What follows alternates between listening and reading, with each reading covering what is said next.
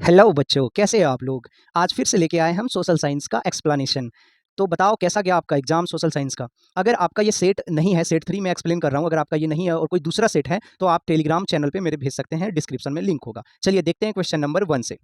Question number 1 कह रहा है which one of the following countries has a high human development index. Human development index किस country का high है? चार ऑप्शन दिया हुआ है, पाकिस्तान, म्यांमार, इंडिया, नेपाल। तो बता दे सबसे हाई ह्यूमन डेवलपमेंट इंडेक्स है हमारा इंडिया का। ठीक है, तो इंडिया हो जाएगा। उसके बाद अगर देखा जाए तो फिर नेपाल, फिर म्यांमार, फिर पाकिस्तान, यानी कि सी होगा ज़्यादा, फिर होगा डी, फिर होगा बी, फिर होगा ए।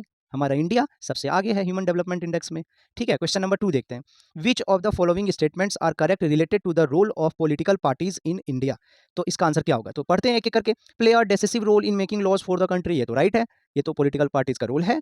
ठीक है, उसके बाद making different interest groups in the country, ये नहीं। एक ग्रुप में जो है, जो वो इंटरेस्ट होता है, वो डिफरेंट कैसे हो सकता है? अगर कोई पार्टी में लोग हैं, तो किसी पार्टी का इंटरेस्ट अलग अलग नहीं होता है, उस पार्टी में जो इंटरेस्ट है सबका एक जैसा होता है, इसलिए ये तो हो नहीं सकता। ठीक है, उसके बाद देखते हैं। Play a role for shaping public opinion in the country, ये भी राइट है।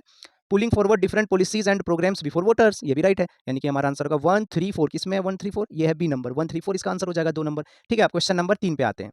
क्वेश्चन नंबर 3 कह रहा है choose the correct option related to concurrent list of the Indian constitution. तो कंकरेंट लिस्ट मतलब होता है जिसमें स्टेट का भी पावर होता है और सेंट्रल का, यूनियन का भी पावर होता है। यूनियन एंड स्टेट दोनों का जिसमें पावर हो वो कंकरेंट लिस्ट में आता है। तो इसका आंसर क्या होगा? डी। जो एजुकेशन होता है, जो फॉरेस्ट होता है, जो मैरिज होता है, ये जो तीनों है ऑप्शन में, ये जो है वो कंकरेंट लिस्ट में आता है। इसमें स्टेट का भी पावर होता है और यूनियन का भी पावर होता है, इसलिए आंसर डी होगा। चलिए नेक्स्ट क्वेश्चन, क्वेश्चन नंबर 4 देखते हैं। The Belgian leaders took a different path than Sri Lanka, they recognise the existence of regional differences and dash. तो रीजनल डिफरेंसेस एंड, ये होगा C answer, cultural diversities. Okay, चलो फिर next question देखते हैं। Question number 5 match करना है कॉलम 1 कॉलम 2। ठीक है, ये एटॉमिक पावर प्लांट्स दिया हुआ है और उसके स्टेट दिया हुआ है। तो कौन सा एटॉमिक पावर प्लांट किस स्टेट में है? जैसे कि काकरापारा, काकरापारा हमारा कहाँ है? गुजरात में है। रावत भाटा राजस्थान में है। कैगा कर्नाटक में है। तारापुर महाराष्ट्र में है। तो क्या हो जाएगा? ए का 4, ए का 4 कहाँ है? 2 ए का 4। उसके बाद रावत भाटा, बी का 1, बी का 1 भी 2 है। उसके बाद क्या आएगा? सी, सी का क्या होगा? कर्नाटक का 2 हो जाएगा, सी का 2 और डी का फिर 3 हो जाएगा। Answer C is right answer. Okay, question number 6 assertion और रीजन है। एसर्शन में कह रहा है सर्टेन मिनरल्स में occur as alluvial deposit in sands of valley floors and the base of hills. And reason में कह रहा है these are usually minerals that are not corroded by water. तो इसका आंसर क्या हो जाएगा? चलो देखते हैं। इसका आंसर हो जाएगा both A and R true and R is the correct explanation of A. तो इसका आंसर क्या हो जाएगा? ए मैंने पहले से लिख दिया। ठीक है, आप ए में टिक भी लगा सकते हैं। चलो क्वेश्चन नंबर 7 देखते हैं। क्वेश्चन नंबर 7 में कह रहा है with the help of following information identify the agricultural crop from the given. इसमें किस एग्रीकल्चरल क्रॉप के बारे में बताया जा रहा है? इसमें दिया हुआ है रेनफॉल क्या होता है, मटेरियल्स, रॉ मटेरियल्स दिया हुआ है। ठीक है, तो ये सब दिया हुआ है, पढ़ के देखते हैं कौन सा सूटेबल है, कौन सा क्रॉप में। It requires more than 200 centimetre rainfall and temperature above 25 degree Celsius. It is mainly used as raw materials in industries. It is primarily a crop of the equatorial region. तो इसका answer हो जाएगा rubber. Rubber के लिए जो है ना बहुत ज़्यादा बारिश चाहिए, 200 सेंटीमीटर से ज़्यादा। बाकी तो 50 से 70, तीनों में 50 टू 70 सेंटीमीटर चाहिए बारिश। और बाकी इसमें 25 डिग्री सेल्सियस से एबव टेम्परेचर होना चाहिए और 200 सेंटीमीटर से ज़्यादा रेनफॉल होना चाहिए। ओके, चलो क्वेश्चन नंबर 8 पे आते हैं। क्वेश्चन नंबर 8 में मैच करने वाला है सरदार सरोवर। एक इधर डैम दिया हुआ है, इधर रिवर दिया हुआ है। कौन सा डैम जो है किस रिवर के किनारे बना है? ठीक है, तो जो सरदार सरोवर डैम है ये बना हुआ है हमारा नर्मदा पे। सलाल डैम चिनाब पे बना हुआ है। गांधी सागर चंबल पे बना हुआ है और हीराकुंड जो है महानदी पे। यानी कि ए का हो जाएगा, ए का सरदार सरोवर 3। ए का 3 किस में? अरे 2 में ए का 3 है। बी का 4, बी का 4 भी 2 में है। सी गांधी सागर जो है वो किस पे है? चंबल पे, 2, सी का 2। ये आंसर हो जाएगा सी नंबर। ए का 3, बी का 4, सी का 2 एंड डी का 1। चलो क्वेश्चन नंबर 9 पे आते हैं। An artificial lake built in the 11th century for water conservation is dash. तो आर्टिफिशियल लेक कौन सा बनाया गया था 11th सेंचुरी में वाटर कंजर्वेशन के लिए? तो इसका आंसर हो जाएगा भोपाल लेक। ठीक है, तो भोपाल लेक है वो परमार डायनेस्टी के टाइम बनाया गया था किंग भोज के द्वारा। ओके, चलो क्वेश्चन नंबर 10 पे आते हैं। क्वेश्चन नंबर 10 जो स्टेटमेंट 1 एंड 2 दिया है, स्टेटमेंट 1 में कह रहा है in recent times technology in the areas of computer and internet has been changing rapidly. तो जो है ना टेक्नोलॉजी जो है वो कंप्यूटर और इंटरनेट जो है वो बहुत तेज़ी से बदल रहा है। ठीक है, तेज़ी से। और स्टेटमेंट 1 कह रहा है, स्टेटमेंट 2 कह रहा है internet allows us to send instant electronic mail and talk across the world at negligible cost. ये भी सही है, नेग्लिजिबल कॉस्ट में जो है इंस्टेंट इलेक्ट्रॉनिक मेल हो जाता है, ईमेल और टॉक भी हो जाता है। ठीक है, इंटरनेट के थ्रू। तो ये भी सही है, दोनों ट्रू है। ठीक है, लेकिन ये करेक्ट एक्सप्लेनेशन स्टेटमेंट 2 जो है स्टेटमेंट 1 का करेक्ट एक्सप्लेनेशन नहीं कर रहा है, क्योंकि इसमें बात हो रहा है ईमेल एंड टॉक का ओनली। ठीक है, ईमेल और टॉक का बात हो रहा है और एक वास्ट एरिया में बात हो रहा है कि ईमेल किया जा रहा है, टॉक किया जा रहा है। इसमें सिर्फ इक्विपमेंट कंप्यूटर का बात हो रहा है, इंटरनेट का बेसिकली है कि स्टेटमेंट 2 जो है स्टेटमेंट 1 को एक्सप्लेन नहीं कर रहा है। ठीक है, तो इसका आंसर हो जाएगा C number. Both 1 and 2 are true but 2 is not the correct explanation of 1। चलो क्वेश्चन नंबर 11 कह रहा है the problem of double coincidence of wants can be solved by which of the following, तो इसका answer होगा by expanding the scope of markets, B number इसका correct answer होगा। अब क्वेश्चन नंबर 12 पे आते हैं। क्वेश्चन नंबर 12 कह रहा है Shyamal is a small farmer. Syamal has got his Kisan card made. He needs a loan to grow new crops. Which of the following means will be easy and beneficial for this? इसके लिए क्या सबसे easy होगा, क्या beneficial होगा? तो ये तो लोन लेने के लिए सबसे इजी इसके लिए होगा कोऑपरेटिव बैंक, ठीक है, सबसे इजी, क्योंकि ये लो इंटरेस्ट में इसको मिल जाएगा लोन, ठीक है, श्यामल को। चलो, ये क्वेश्चन 13 जो है, बहुत सारा बच्चा ये गलत करके आया है, कोई सेकेंडरी तो कोई टर्सरी सेक्टर मार के आया है, लेकिन इसका आंसर हो जाएगा सेकेंडरी।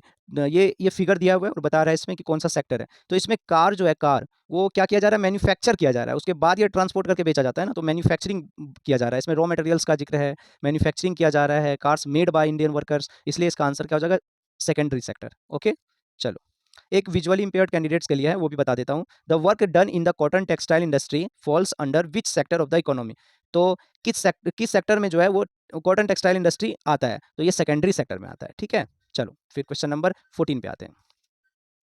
क्वेश्चन नंबर 14 जो है वो एक तरफ वर्क दिया है, एक पीपल दिया है, कॉलम दिया है, और ये सेक्टर जो पूछा है कि अनऑर्गेनाइज सेक्टर के कितने लोग हैं, ठीक है। तो हम देखते हैं पहले अनऑर्गेनाइज सेक्टर कौन सा है, तो farmer working his field, yes, ये अनऑर्गेनाइज सेक्टर है। ऑर्गेनाइज्ड बता दें कि ऑर्गेनाइज्ड मतलब गवर्नमेंट सेक्टर, जो गवर्नमेंट जिसको रन कराती है। अनऑर्गेनाइज सेक्टर मींस इंडिविजुअल, जो इंडिविजुअल रन कराता है उसको कहते हैं अनऑर्गेनाइज सेक्टर। तो फार्मर वर्किंग हिज फील्ड, तो ये अनऑर्गेनाइज होगा, ठीक है, ये तो ऐड होगा। टीचर्स टीचिंग इन स्कूल, नहीं, ये तो ऑर्गेनाइज सेक्टर हो जाएगा। Handloom weavers in his her house, ये भी हो जाएगा आपका unorganise sector. Workers working in big factories, ये ऑर्गेनाइज होगा। Employees working at a hospital in the area, ये हो जाएगा ऑर्गेनाइज सेक्टर। तो 250 एंड 70 ये दो जो है वो अनऑर्गेनाइज सेक्टर है, ठीक है, 250 70 यानी कि 320, ये सी नंबर इसका आंसर हो जाएगा। ओके, चलो क्वेश्चन नंबर 15 पे आते हैं। क्वेश्चन नंबर 15 जो है वो कॉर्बेट नेशनल पार्क वो किस स्टेट में है, सुंदरबन नेशनल पार्क किस स्टेट में है, और बांधवगढ़ नेशनल पार्क किस स्टेट में है। अच्छा, इसमें बोला है कि करेक्टली कौन मैच है, तो कॉर्बेट नेशनल पार्क जो है उत्तराखंड में है, हिमाचल प्रदेश, ये गलत है, हिमाचल प्रदेश नहीं होगा। Sundarban national park West Bengal में, तो यहाँ केरला है, ये भी गलत है। बांधवगढ़ नेशनल पार्क मध्य प्रदेश में, एमपी में, तो ये राजस्थान लिखा हुआ, ये भी गलत है। तो मानस टाइगर रिजर्व जो है आसाम में है, ये सही है, करेक्ट है, डी हो जाएगा इसका correctly matched. Okay, question number 16 जो है वो बहुत बड़ा है क्वेश्चन नंबर 16, लेकिन फिर भी देखते हैं बहुत कैसे क्या होगा। इसमें जो है ना, इसमें मिडिल ईस्ट में दिया हुआ है कितना बैरल्स है, थाउजेंड्स मिलियन बैरल्स, एंड इधर दिया हुआ है ईयर्स। मिडिल ईस्ट में 808 बैरल्स और इसमें ईयर लग रहा है 70 years. United State of America में 50 barrels and 10.5 years. World average में 1697 में 50.2 दिया है, देखते पढ़ते हैं। One number, if crude oil continues to be extracted at the present pace it would be exhausted in about 50 years, तो 50 ईयर्स या 50.2 ईयर्स दिया हुआ है, तो ये अप्रोक्स सही है ये। देखते हैं next, in Middle Eastern countries it may take longer than average of the world, हाँ ये भी सही है, ये लॉन्गर है, जो मिडिल ईस्ट में 70 है, इसमें 50.2 है, तो इससे ज़्यादा है मिडिल ईस्ट में, चलो ठीक है। To ensure the availability of crude oil in future its reuse and recycle policy should be adopted, ये भी राइट है। ओके, नेक्स्ट देखते हैं, in United States of America crude oil is likely to run out in just about 10 years, इसमें 10.5 years दिया हुआ है, यहाँ पे 10 ईयर्स, तो अगर 10.5 से कम रहता 10.3 10.2 तो हम ले सकते थे, तो ये 10 ईयर्स दिया और 10.5 दे दिया, तो ये सही नहीं होगा, इसका आंसर 1 2 एंड 3 होगा, बी नंबर, ठीक है, 16 का बी, 16 का क्या हो जाएगा, बी नंबर। क्वेश्चन नंबर 17 है, identify the appropriate reason for the slow growth of the English language press during the 18th century from the following option, तो इसका आंसर बी होगा, English press worked on commercial perspectives. Question number 18. In the early years of 19th century, production of which of the following food items brought about a fundamental change in the lives of poor people in Europe? तो इसमें जो है poor people के लिए potato हो जाएगा। Europe में जो पुअर पीपल का जो फंडामेंटल चेंज है, पुअर पीपल के रहने में, ठीक है, उसके लाइफ का जो फंडामेंटल चेंज है वो कौन है? पोटैटो, टोमेटो तो नहीं, सोया नहीं, ग्राउंड नहीं, पोटैटो ही है जो सबके घर में मिलता है। क्यों? क्योंकि ये ईजी टू ग्रो है, जल्दी से उग जाता है, और ये फिर चीप होता है, सस्ता होता है, और ये ज़्यादा कैलोरीज भी देता है, हमको एनर्जी ज़्यादा मिलता है। तो ज़्यादातर घरों में जो है पोटैटो ही बनाया जाता है, आलू, ठीक है। सब्जियां भी सबके घर में बनेगा, तो जो पुअर पीपल है उसके घर में आलू तो बनेगा ही बनेगा, ठीक है, पोटैटो तो बनेगा ही। चलो क्वेश्चन नंबर 19 पे आते हैं। For which of the following markets were cotton and sugar primarily exported from America in the 18th century, तो इसका आंसर हो जाएगा यूरोपियन मार्केट, ठीक है, for European market. Question number 20 and last question, read the following facts related to Napoleonic code carefully and choose the correct option, तो Napoleonic code जो है उसके लिए 4 दिया हुआ है, ऑप्शन कौन सा करेक्ट है वो बताना है। तो abolition of privileges based on birth, ये भी सही है, जो भी बर्थ के बेसिस पे प्रिविलेजेस दिया गया था उसको नेपोलियनिक कोड के द्वारा उसको अबोलिश कर दिया गया। Establishing equality before the law, सही है, लॉ के सामने हर कोई इक्वल होगा, ये भी कहा गया था नेपोलियनिक कोड में। सिक्योरिंग प्रॉपर्टी राइट्स, यस, जो प्रॉपर्टी राइट्स है उसको भी सिक्योर रखा जाएगा, सिक्योर किया जाएगा। Imposing memorial dues on the peasants. नहीं, ये तो सही नहीं है, तो इसका आंसर 1, 2 एंड 3 होगा, ए नंबर, इसका 20 का ए। यहाँ होता है आपका एसएसटी का एक्सप्लेनेशन ऑब्जेक्टिव्स का समाप्त।